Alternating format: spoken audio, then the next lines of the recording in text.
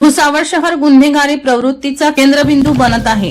गावठी पिस्तूल घेऊन फिरणाऱ्या एका तरुणावर कारवाई करण्यात आली आहे। सुमित मनोहर पवार असे या तरुणाचे नाव आहे। तो शहरातील नॉर्थ रेल्वे कॉलनी भागात गाडीतून पिस्तूल घेऊन फिरत असल्याची गुप्त माहिती मिळताच पोलिसांनी त्याला पिस्तुलासह ताब्यात घेत त्याच्याकडून 6,05,000चा मुद्देमाल जप्त केला।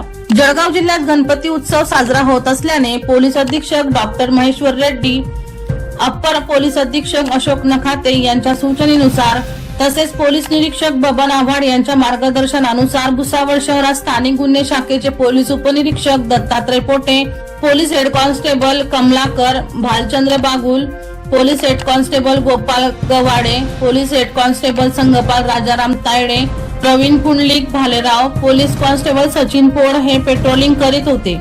या दरम्यान सुमित पवार हा तरुण गाडीत एक गावठी पिस्तूल ठेवून फिरत असल्याची माहिती त्यांना मिळाली। त्यानुसार शहरातील नॉर्थ रेल्वे कॉलनी भागातून त्याला पोलिसांनी ताब्यात घेतले आहे। दीपक राठोड यांचा रिपोर्ट DR न्यूज जळगाव।